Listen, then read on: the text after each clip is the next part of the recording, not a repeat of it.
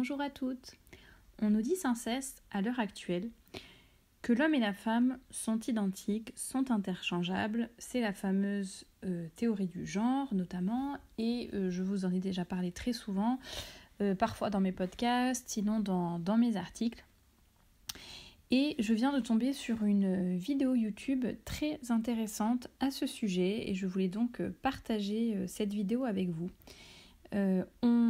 On nous dit souvent que, en gros, l'homme et la femme ont des petites différences physiques, mais que tout le reste, toutes les autres différences finalement, sont le résultat de construction sociale. Donc si il y a certains métiers qu'on dit métiers de femmes, d'autres métiers qu'on dit plus métiers d'hommes, comportements ou autres qui sont plus hommes ou plus femmes, à l'heure actuelle, on va tout de suite crier au sexisme et dire que c'est le résultat de construction sociale uniquement, que en fait c'est la société qui pousse les femmes à faire telle chose, les hommes à se comporter de telle manière, je ne sais pas, par exemple les femmes à être plus émotives, alors que pour un homme qui pleure, c'est vraiment terrible et surtout il ne faut pas, et voilà, mais c'est la société finalement qui a imposé aux hommes de ne pas pleurer et de refouler leurs émotions. Alors évidemment il y a des choses, il faut quand même faire la part des choses, il y a certains éléments qui sont effectivement des constructions sociales et qui sont un peu, on va dire, neutre entre guillemets, par exemple le fait que la couleur bleue soit plus attribuée aux garçons et la couleur rose plus attribuée aux filles, typiquement ça c'est une construction sociale, et quand je dis qu'elle est neutre, c'est dans le sens où ça n'est ni bon ni mauvais, et si les filles veulent porter du bleu et les enfants, et vice versa. Bref, ça n'est pas si important que ça. Mais toujours est-il qu'en tout cas, l'homme et la femme sont différents, que ce soit physiquement, psychologiquement, dans le choix justement, quand ils sont petits dans le choix de leurs jouets, plus grands dans le choix des métiers, leurs réactions, leur façon de communiquer ne sont pas les mêmes. Et donc c'est un Norvégien qui s'appelle Harald Eia qui a fait un documentaire justement sur les différences hommes-femmes. Il voulait savoir si c'était des différences qui étaient innées ou si au contraire c'était des différences justement issues de la construction sociale. Alors il faut savoir que la Norvège est vraiment le pays champion du monde, on va dire de la théorie du genre dans sa globalité. Tout est fait pour que les hommes comme les femmes puissent faire tous leurs choix, que ce soit de métier ou autre, sans aucune, sans aucune pression sociale, sans aucune discrimination qui serait liée à leur sexe, mais vraiment en toute liberté, sans avoir peur de ce que le monde extérieur veut leur imposer, mais vraiment selon leur goût. Tous les efforts sont faits de la part du gouvernement pour promouvoir l'égalité des chances. Et cela depuis vraiment de nombreuses années. Et donc ce réalisateur a voulu faire tout simplement un documentaire sur tous ces sujets, et il sait, donc évidemment quand il interroge les féministes, les théoriciens du genre, etc., tout le monde lui répond que mais non, toutes ces différences, tous ces choix de vie, etc., c'est dû uniquement à la construction sociale, à la pression de la société, parce qu'on essaye de mettre hommes et femmes dans des cases bien différentes, mais cela va à l'encontre finalement tout simplement de leur volonté propre.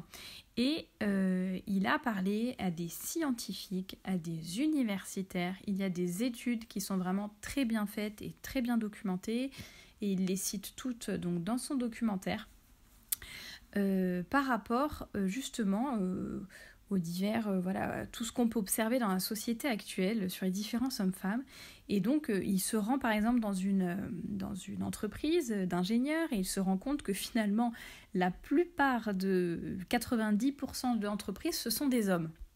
Et donc ce sont des hommes ingénieurs. Et quand il se rend dans un hôpital, il se rend compte qu'en fait 80 ou 90% des infirmières, ce sont des femmes. Et là, il se pose la question, parce qu'il se dit, si le gouvernement fait vraiment tout pour promouvoir l'égalité des chances, qu'il n'y ait vraiment aucun frein pour personne, que chacun fasse ce qu'il veut, etc., comment c'est possible que même en ayant mis tous ces outils en place, finalement, les choix se font de la même façon. Les femmes se dirigent un peu vers les mêmes métiers et les hommes, vers les mêmes métiers aussi. Donc typiquement, les métiers plus technologiques où on va plus utiliser des outils sont favorisés par les hommes, et les métiers qui sont plus sociaux, où on est plus proche des gens, sont favorisés par les femmes. Cela, on l'observe dans beaucoup de pays, quelles que soient les études, quels que soient les pays, les cultures, etc. C'est vraiment un fait qui s'observe, et donc on peut se douter que ces différences sont d'ordre biologique.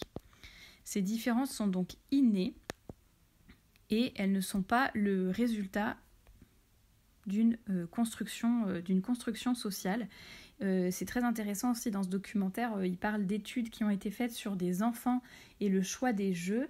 On met des enfants de 9 mois, on les fait rentrer dans une salle donc à 4 pattes, ils rampent, et c'est un tapis où se trouvent 4 jouets typiquement masculins, des camions, des choses vraiment un peu entre guillemets masculines, et des jouets plus comme des poupées, etc. Et des jouets aussi qui sont neutres, des choses pour dessiner par exemple. Et dès 9 mois, la plupart, évidemment c'est pas 100%, mais la plupart des garçons se dirigent vers les jouets dits de garçons, et les filles vers les jouets dits de filles, alors qu'ils ont le choix, qu'ils font ce qu'ils veulent, etc., qu'ils ne sont pas influencés.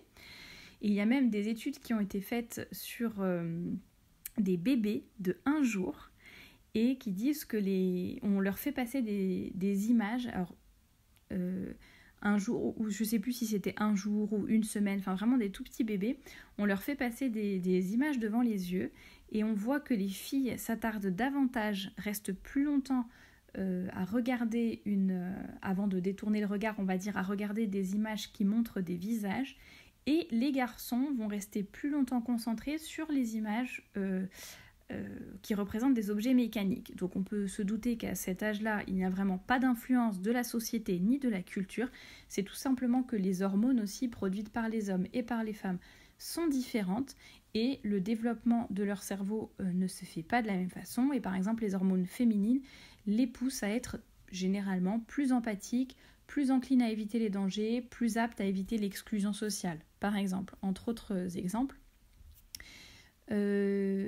Et donc tout ça pour dire qu'on nous rabâche en permanence des idées sur la théorie du genre. C'est vraiment un lavage de cerveau qui est fait pour nous faire croire qu'il n'y a pas de différence homme-femme.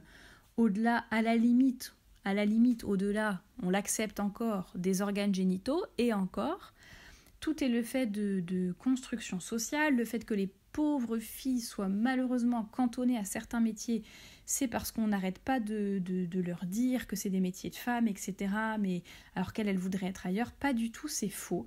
La nature est ainsi faite, c'est inutile de le nier.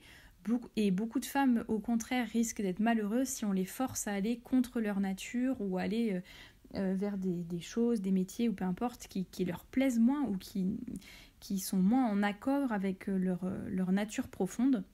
Le mieux, c'est vraiment de laisser chacun choisir et s'orienter un peu selon ses goûts, selon ses obligations, selon ses choix de vie. Évidemment, il y aura toujours des femmes ingénieurs, des hommes infirmiers, c'est pas ça la problématique.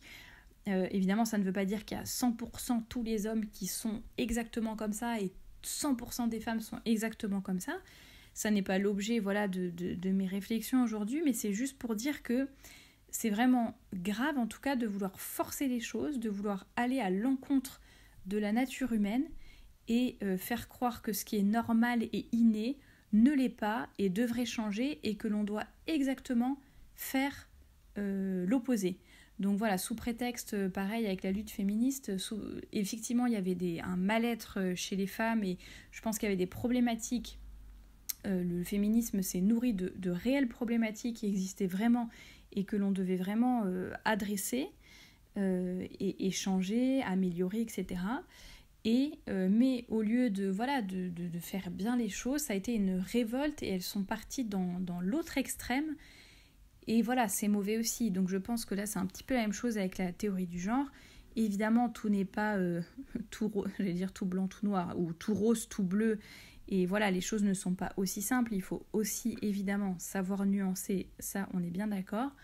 mais en tout cas, inutile de partir dans l'extrême inverse, de dire que tout est construction sociale, de dire que rien n'est inné, et voilà, de dire que les femmes devraient exactement faire l'opposé de leur nature pour montrer qu'elles sont capables de faire des métiers d'hommes. Et évidemment, il y a des femmes qui sont capables d'être ingénieures ou autres, il n'y a pas de problème. Là, on ne parle pas de capacité intellectuelle, on parle tout simplement aussi de centre d'intérêt, de là où on se sent le plus utile, le plus à l'aise, etc. etc. Je vais arrêter ici cette émission qui est déjà bien longue sur ce point. Mais donc effectivement, selon la société actuelle, on pourrait dire que la nature est sexiste, mais non. En fait, ça n'est juste que la nature telle qu'elle est faite, et le meilleur moyen d'être heureux, c'est de la respecter tout simplement, et de ne pas chercher à être d'autres personnes que ce que nous sommes. N'hésitez pas à réagir à ce podcast en commentaire, à liker la vidéo si ce podcast vous a plu, et à vous abonner pour ne louper aucune nouvelle émission. À la semaine prochaine!